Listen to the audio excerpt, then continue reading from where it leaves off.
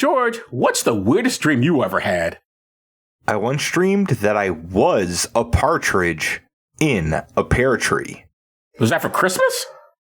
No, that was for too many shots of wild turkey. My weirdest dream was this giant sausage hitting me in the face with a cream pie over and over again. What do you suppose that meant?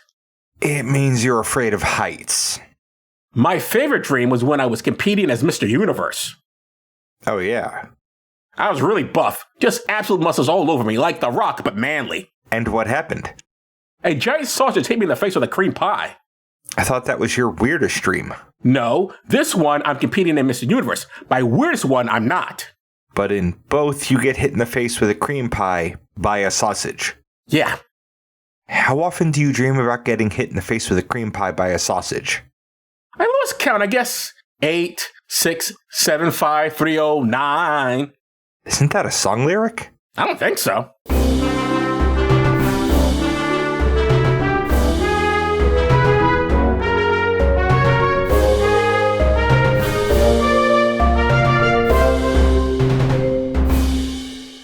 Welcome to Does This Still Work? The podcast looks at movies and asks, does this still work? I'm Joe Dixon. And I'm George Romacka. And today we're discussing Eraserhead from 1977 in all of its glory. In its black and white glory. And some historical context. Don't you hate it when your head gets erased? I absolutely do hate that, yes. That's the worst sort of head to get. First, podcast stuff. You're just going to ignore that. Yep. We're excited to announce that we've joined the Creator Accountability Network. CAN is a nonprofit dedicated to reducing harassment and abuse through ethical education and a system of restorative accountability. We joined because we care about the safety and well-being of our community members. If you feel our behavior or content has harmed someone, please report it to CAN, either via the reporting form on their website, creatoraccountabilitynetwork.org, or via their hotline at 617-249-4255. They'll help us make it right and avoid repeating that mistake in the future. CAN also needs volunteers from our communities to help with their work, so if you have skills you think would be helpful, or time and a desire to help, please visit their website to find out how you can volunteer. Most importantly, get the word out to other creators who you think would be interested in getting credentialed. Help us build safer communities together. You can reach us at dtswpod@gmail.com, on Facebook, Letterboxd, and our YouTube channel. Joe is on Blue Sky at joedixon.bsky.social. Please tell your friends about us, even the ones who were plumbers for 30 years and watched this neighborhood turn into an industrial hellscape. And leave 5-star ratings everywhere. You can pick what we watch and get extra per episode content by funding us on Patreon for as little as $1 a month at patreon.com/dtswpod. Now, Joe, take us back to 1977. And that's the way it was. Because this movie is way off the beat of reality, I'm not going to try and relate this history corner to anything in this movie. Instead, I'm just going to talk about a few things from the year this movie came out, 1977. I was 10 years old, and so my relationship to that time period had nothing to do with going to discos or snorting cocaine at Studio 54, or whatever people go on about when they talk about the 1970s. One big event I was aware of was this. George, read this headline from the New York Daily News and the first paragraph. Blackout casts $1 billion shadow. New York City's blackout was a $1 billion disaster. The high price tag began to become visible yesterday as the city awoke from the 24-hour coma caused by the second total power failure in 12 years. I was home watching Quincy when the lights went out in New York City. I didn't know what a blackout was, but I knew what happens when a fuse blows, and that's what I thought had occurred. Then someone, I don't know if it was my mother or grandmother, who were the only other people home that night, noticed first, but one of them realized it wasn't just our apartment that had no lights. All the city was covered in darkness. I didn't know what to make of it until the next morning when I went out of the house and saw all these stores that had been broken into. Yeesh. It looked like a bomb went off and threw broken glass with metal gates all over the street. There were also crushed boxes that held cereal or toys. I mean, folks went hog wild. George, had you ever heard of this blackout? No, Joe, I work for Con Edison. We've never had a blackout, ever. I'm talking about this particular blackout where it costs $1 billion. Joe, I work for Con Edison. We've never had a blackout, ever. Oh, is that what they tell you? No, that's not what they tell me. I just hadn't heard of this one. Oh, okay. Wow, it's pretty big. But then you weren't born yet, so. Correct. Probably explains it. Another event from that year, from that same summer actually, was the death of Elvis Presley, followed 3 days later by the death of Groucho Marx. These were both huge stars of the 20th century, but the controversy here was that Elvis's death was a bigger story than Groucho's. I think part of that was Groucho was 86 while Elvis was 42, so one was far more expected than the other. One was literally more than twice as old as the other one. Yep. And while Groucho had a resurgence in popularity in the early 70s, by the late 70s, he was pretty much out of the public eye because his health was deteriorating. And that's what we do with people whose health are deteriorating. We just push them out of the public eye. Exactly, because who wants to see that shit? Right. A quick side note, he was likely being exploited by a woman named Erin Fleming, who helped with his resurgence, but is also using him for her own benefit. I only mention her because a movie she was in has been reviewed for this podcast. She was in Everything You Always Want to Know About Sex, but we're afraid to ask. And because she didn't kill anybody, we name her. Yes, she didn't kill him. She may have worked him too much, but she didn't kill him. God did that. In all his wisdom. Back to the deaths. The second time I saw this sort of thing was when Farrah Fawcett died around the same time as Michael Jackson. Since he was the biggest star, he got all the headlines. George, do you think there's any good way to handle it when two celebrities die on the same day? Especially no now. It just happens. Like, news sources are going to cover both. Whoever more people care about is the story that's going to get seen more. It's, yeah, and that's the one's going to get, especially these days, going to get more hits. Yeah. On the social medias. So yeah. It is somewhat democratized now, for better or worse. And finally, the same summer of the blackout and the deaths of Elvis and Groucho, this happened. George read this entire front page headline from the New York Daily News, including the Breslin part. Nab mailman as .44 caliber killer. Tells cops it's the end of trail. Recover gun. New death note. Breslin. A dog told him to kill. A lot to unpack there. From December 1975 to his capture in August of 1977, a serial killer was loose in New York City. Only nobody knew it until around March of 1977 when cops started picking up a pattern. This lunatic eventually decided to start writing letters addressed to the police for the cops to find. So when you see that cliche in movies, it comes from this. At some point, he must have gotten bored with that and decided to write to newspapers. In the May of 1977, Daily News columnist Jimmy Breslin got a handwritten letter from this asshole, and he signed the letter the Son of Sam. The press was calling him the .44 caliber killer, but Son of Sam eventually stuck. We've discussed this guy before, and I'm sure everyone already knows his name, but I still try to make it a point not to name someone whose biggest contribution to the culture was murdering innocent people. It's not an easy rule to follow, but I try. Yes, you do. I do.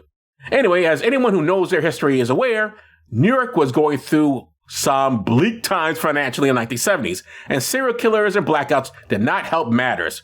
People, especially women, were terrified. Then you had the looting from the blackout, which sent the usual suburban fascists to overdrive on how dangerous New York City is. But can you see how a film like Eraserhead could appeal to New Yorkers of that era? The flick played as a midnight movie at the Waverly Theater, which is now the IFC, in 1978. It ran there for almost 2 years straight. And with that said, George, tell us about Eraserhead. I don't know how this movie could appeal to anybody in particular. It's very bleak and dark. But it doesn't have like a defined anything to it. It's well, that's what we're going to discuss if it does. It's almost a literal fever dream. Anyway, this was written and directed by David Lynch. Your favorite director? Yup, because he also wrote and directed Blue Velvet.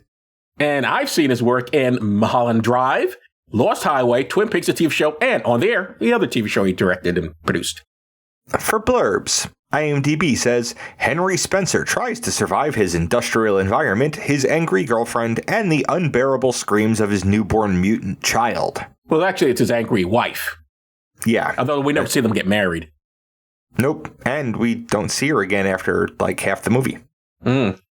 YouTube says, in David Lynch's, quote, dream of dark and troubling things, unquote, Henry is left alone in his apartment to care for his deformed baby and has a series of strange encounters with the beautiful girl across the hall and the woman living in his radiator.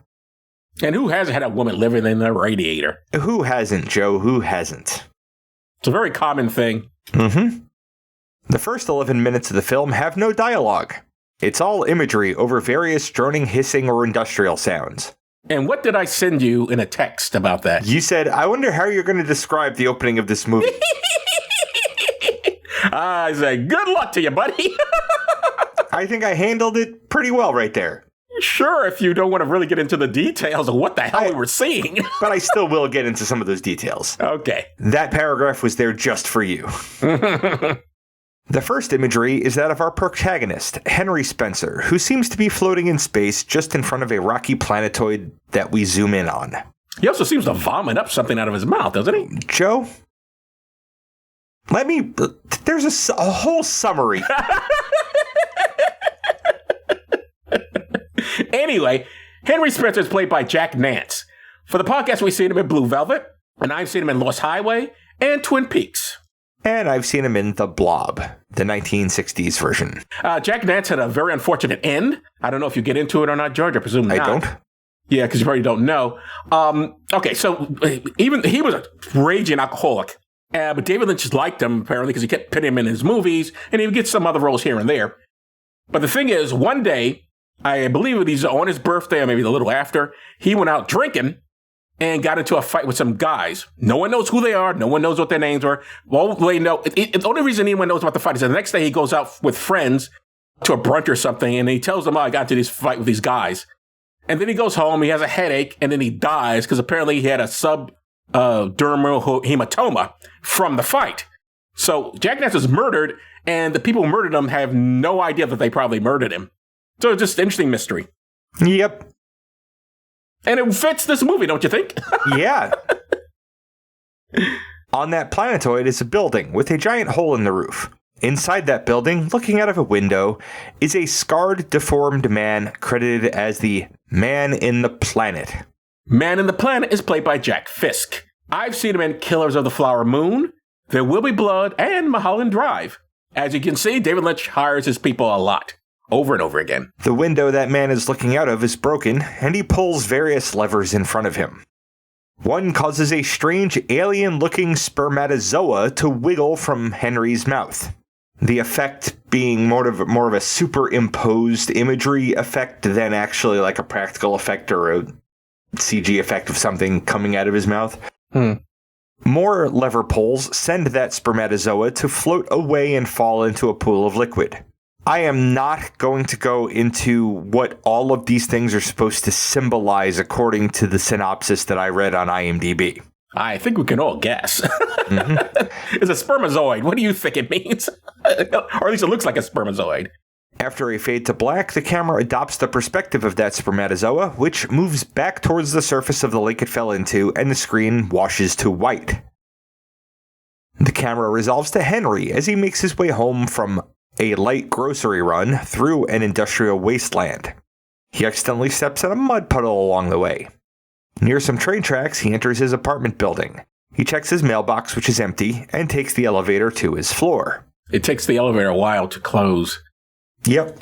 I don't know what that meant, but that happened. And the doors close in such a way that I don't believe it was a real elevator. Yeah, I agree. As he approaches his apartment, his neighbor, credited as Beautiful Girl Across the Hall, tells him that a woman called the lobby and left a message inviting him to dinner with her family. Beautiful Girl Across the Hall is played by Judith Roberts. And I've seen her in Silent Night, Deadly Night. A very different picture from this. Every picture is a very different Correct, that is true. You are correct. Once in his apartment, which is smaller than Joe's, he turns on some lights and unpacks his paper-wrapped groceries. He doesn't have a refrigerator. I noticed that. He doesn't. Yes, you're right. I didn't think about that. But then again, he doesn't seem to have groceries, right? It's like mostly dirt or something in that bag. I don't remember actual food in there. Now he pulls out two paper-wrapped, like it looked like cold cuts. Okay. The way those are wrapped. So maybe he got smoked meat that doesn't need to be, refrigerated. Perhaps. Who knows? He puts on a jazz record and does the vinyl version of skipping tracks on it until he gets to the one that he wants, which means he literally picks up the needle and moves it to different grooves in the record. His apartment is sparsely decorated, save for a dead tree and a photo of what looks like a nuclear mushroom cloud. He doffs the shoe and sock that he stepped in the mud with and puts the sock on his radiator to dry. He stares at the radiator, and the dirt underneath it, it's not fucking a shag carpet, which he's on a second floor apartment. He has a lot of dirt in that apartment. Mm-hmm. He walks over to his dresser. In the top drawer, he puts some change into a pot of water, then locates 2 pieces of a torn photo of the woman who left the message, credited as Mary X, who is played by Charlotte Stewart. I don't want to quickly say about the whole radiator thing. Not that I have any insight on this. I just want to bring up that my grandmother used to take her wet clothing after she washed them in the sink and then put them on the radiator. And she would put well, she's gone now, so and then my family doesn't listen to this. She would put her panties on the radiator, and they would stink up the place. And I would say, like, what is that? So much awful. She would go like, you're always smelling something. Never mind. And I could tell Grandma, your panties, when you wash them, stink when you dry them on the radiator. Think she needed to do a better job of washing those panties? I guess. I don't know what the hell was going on, but they stank. Or maybe whatever they were made of. Anyway. Could be. Then we see Mary looking out her front door, her home nestled in another steamy, noisy industrial zone next to more train tracks, eagerly and anxiously waiting for Henry to arrive. When he does, she chastises him for being late. He counters with uncertainty as to her intentions since she did the industrial dystopian version of ghosting him. She pivots to dinner being ready and invites him in. Inside, he meets Mary's mother, Mrs. X, who asks him to sit. Now, these people are not related to Malcolm, remember. Mrs. X is played by Janine Bates. Both George and I have seen her in Die Hard 2, and I saw her in Mulholland Drive. We see the family dog nursing a litter of puppies. The conversation is stilted. We learn that Henry is a printer at a clothing company, and that he's on vacation. And they bring up a lot. Yeah, and it lasts for the entire movie. It does. Well, it's a short movie, though. Their attention is drawn to the dining room, where Mary's father, Mr. X, introduces himself. I thought I heard a stranger. We've got chicken tonight. Strangest damn things. They're man-made. Little damn things. Smaller than my fist. They're new. I'm Bill. Mr. X is played by Alan Joseph. For the podcast, we see him in Raging Bull, and I've seen him in Marathon Man. This is another character that is named in the movie that still doesn't get a name in the credits. Mr. X, although, he says, I'm Bill. Bill, yes. Well, at least it was Mr. and Mrs. X. Isn't like that's usually the woman who gets no name. Bill goes on to describe having been a plumber for 30 years and watching the neighborhood decay into a hellhole. He keeps talking, but his wife and daughter tell him to shut up before his wife pushes him into the kitchen. In the kitchen, Mrs. X works on making a salad, looking salty about it. Her mother, or Mary's grandmother, sits motionless next to the stove. Now, this is an assumption since no one actually introduces us to this woman. We don't know who she is. There's an old lady sitting there. Could have been the neighbor for all we know. We just assume, well, it must be the grandmother. Yep. She doesn't come out to join them for dinner. Nope. Mrs. X puts the salad bowl in her mother's lap, then marionettes her arms into mixing it for her. Then she sticks a cigarette in her mother's mouth and lights it. Meanwhile, in another oven, because it looks like this tiny home has 3 ovens for some reason, Mr. X carefully bastes the little man-made chickens with a paintbrush. Mm-hmm. Can you have man-made chickens? Is that a thing? Not yet. Maybe the early test tube chickens.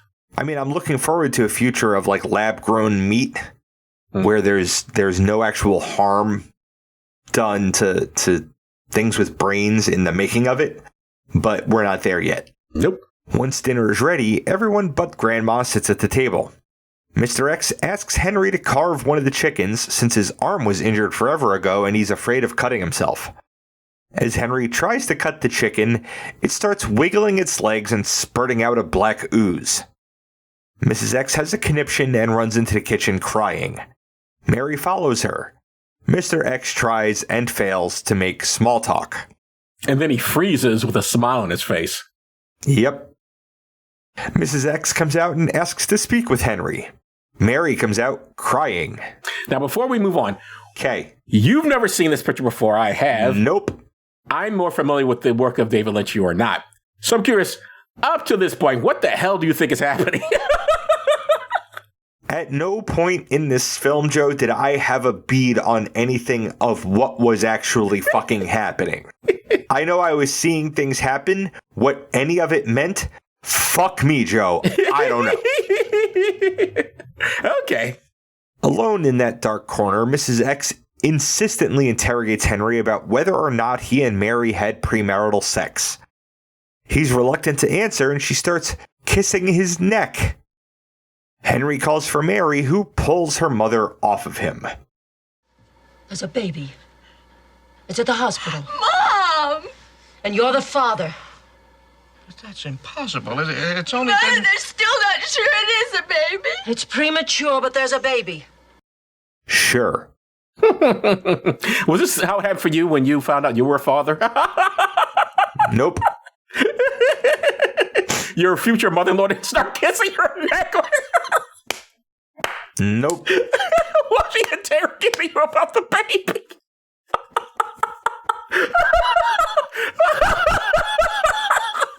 I'm sorry. I had a fun time. I'm sorry. I enjoyed this. But I just enjoyed it. Just imagine your face as all this is going on.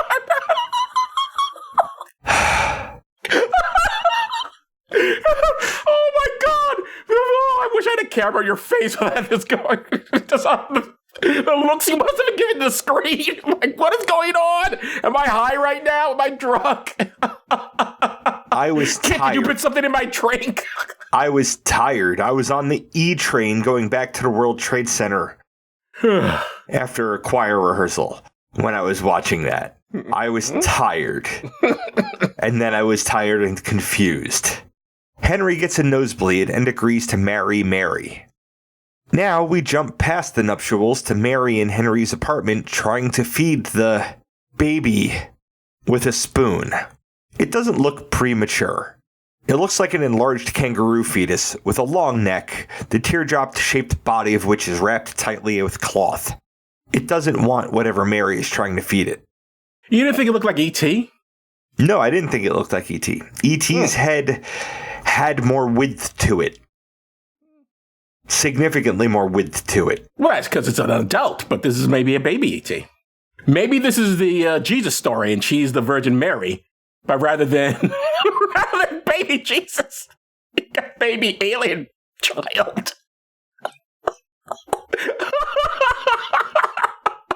This is the Christ story. That's it. No, I can't. That's what this is about. Don't make me defend the Bible from this. Because I don't want to, but I almost feel like I have to because I don't see any parallels. Henry is on his way out and he checks the mail slot. There's something there. He gets away from the apartment building to open it, and it's a little worm-like thing in a tiny box. Coming back home, he decides to hide it from Mary. He lays on the bed, staring at the radiator again, imagining a stage behind it, which lights up briefly. Does that sound confusing? I hope so, because that's what watching it is like. First off, he's not imagining. That is really happening. There was a woman in his radiator. Well, we didn't see a woman yet, Joe. I didn't get there in the summary yet, Joe. Stop getting ahead of the summary, Joe. All right, so the lights. So he's not imagining the lights in the stage. Correct. He's just imagining that. He's not. He's imagining the stage, yeah. I don't think he's imagining. I think it's there. That's what I'm saying. Okay. He's snapped out of his reverie by the baby crying. That night is a thunderstorm. Henry hides the worm thing in a cupboard, then gets into bed with Mary. The thunder, steam, and baby crying are too much, and Mary can't sleep. It drives her to leave Henry, saying she's going back home and that he'd better take good care of the baby. And he's all passive-aggressive about it. Like, why don't you just stay there? So she does. Doesn't look like it's a happy marriage. He also, reaches across to her. This isn't that same scene, right? He reaches a shoulder. Obviously, he wants to have sex or something. She shrugs him off, and that's into that. Yep. The sound in this movie, for whatever fuckery this movie was all about, the sound engineering did a really good job of keeping you unsettled the entire fucking time. That was the point. Yep. And if I'm remembering correctly, it was somewhat innovative. Yes, I believe you're correct. We see a brief flash of the beautiful neighbor coming home, looking bedraggled. Henry takes the baby's temperature, which seems normal, but when he looks again, the baby is covered in sores and is wheezing. He sets up a humidifier next to it. Anytime he tries to leave the baby's side, it starts crying. Eventually, it calms down enough that he can lay in his bed staring at the radiator. The stage reappears, and on it there is a dancing woman, credited as Lady in the Radiator, wearing a dress with grotesquely inflated, gnarly cheeks. And the Lady in the Radiator is played by Lauren Neer, and this was her only credit.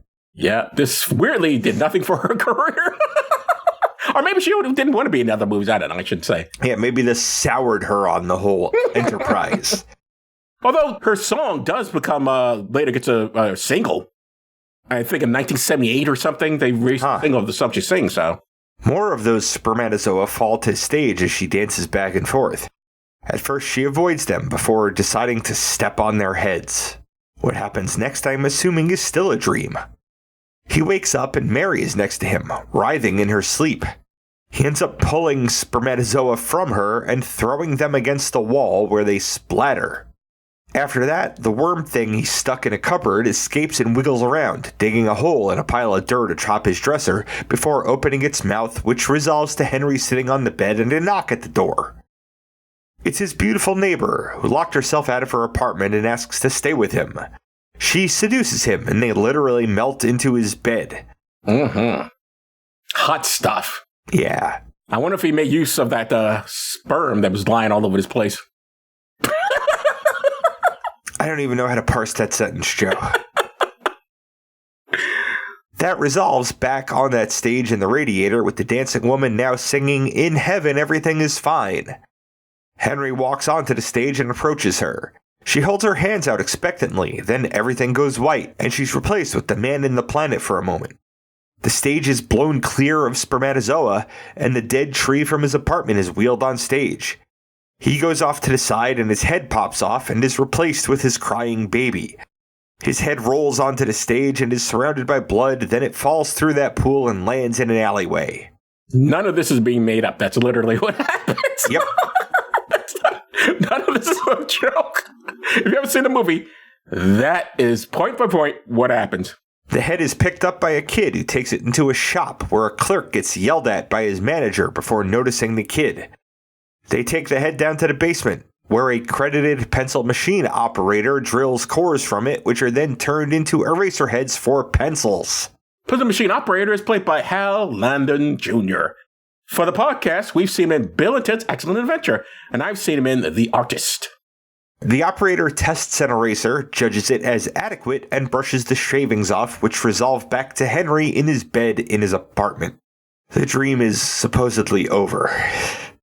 He gets out of bed and gets dressed, witnessing a fight on the street outside and below his apartment. Maybe a premonition of how he died. Yes. He sees his neighbor coming home with an old creepy man.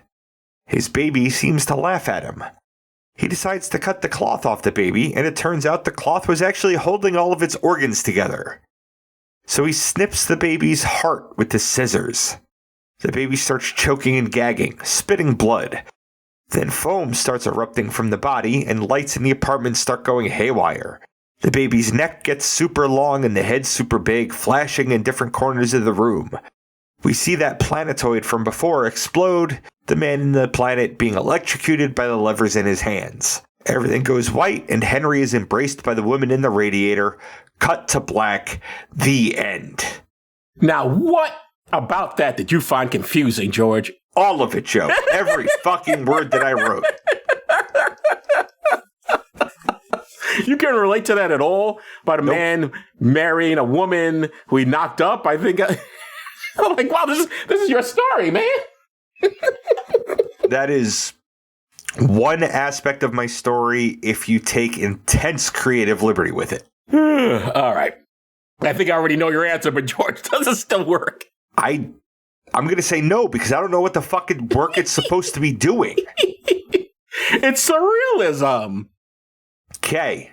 It's taking real life events. Then fine, it worked because it was fucking surreal. I'm not mad about it like I am about Blue Velvet, if that's if you're wondering. Well, Blue Velvet had a lot of really even more disturbing stuff in it than this. Although, I guess technically he kills a baby at the end, although the baby doesn't really die. It becomes larger as he's stabbing it, so go figure. No, this is just, this is a great old fun time at the movies. If you say so, Joe. I didn't enjoy this for 1 second. Oh, I know you didn't. Oh, I was very foolish. I should have put this on a list and then decided to come over to you first and watch it with you. Oh, it would have been so much fun for me. That would have been nice, actually. Felt so alone. Next time, I will find something else creepy and weird. Believe me, there are plenty out there. Anyway, back to this film. Does it still work? I think so. I think it works for what Lynch was trying to do. What was that, Joe? Again, it's a surrealist movie. It takes a lot. It's about a man being afraid of becoming a father. I don't know what was going on with his life at the time, Mr. Lynch, but it's clearly about a man who's afraid about becoming fatherhood and commitment. And I mean, but it's just exaggerated to the upteenth degree, obviously. And also like a lot of weird stuff. Some of it you have to figure out, like you get the spermatozoid and you get that stuff. Okay, you understand some of that. What's going on with the lady in the radiator? What does that symbolize? I couldn't tell you. I don't know. Hell, why is it even in black and white? It's unnecessary, other than to make it more bleak, I guess. I guess. But I enjoyed it. I like this movie. I like Eraserhead, and I think it is the perfect form of midnight movie. Well, and one like possible interpretation of it, right? Given that photo on the wall of a mushroom cloud. Like, this could be seen as this is what happens in a post-nuclear apocalypse. Like, babies are deformed and shit, and relationships get weird. Could be, sure. Okay, my friend, what's up next? Next week, we will be talking about a different kind of fuckery with Constantine from 2005. Is this the one where the guy is like a priest and shoots people or something? This has a religious theme, doesn't it? It does have religious themes. He's not a priest and he doesn't shoot people. Okay, all right. I may be confusing with another picture, but I thought that's what it was about. Anyway, it is based off a comic book. Yes, I knew that much, or at least I was guessing. So I guess that's it for this episode. I'm Joe Dixon. Thanks for listening. I'm George Romacka. Thanks for listening indeed, because if a podcast drops and there's nobody around to hear it, it's just another collection of ones and zeros that doesn't matter. Oh, one more thing. Okay. George, in heaven, everything will be all right. In heaven, everything is fine. In heaven, everything is fine. In heaven, everything is fine. You got your good things, and I've got mine. You've been listening to Does This Still Work? Produced by Joe Dixon and George Romacka. This content is CAN credentialed, which means you can report instances of harassment, abuse, or other harm on their hotline at 617-249-4255 or on their website at creatoraccountabilitynetwork.org. The hosts can be reached via social media, email, or the contact page at dtswpod.com. Be good to yourself and others, because that still works.